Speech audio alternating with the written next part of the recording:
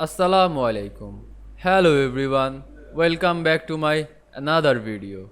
In this video, I'm going to show you how to search and replace number in Microsoft PowerPoint. Without further ado, let's get started. Firstly, you have to go your text slide. Then create find and find a number. I find 15.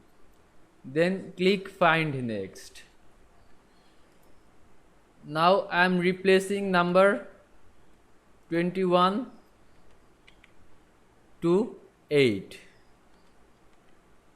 Then click find next and replace all. Here you can see find and replace numbering very easily. I hope you enjoyed my video. Please like, comment, share and subscribe my channel. Thanks for watching.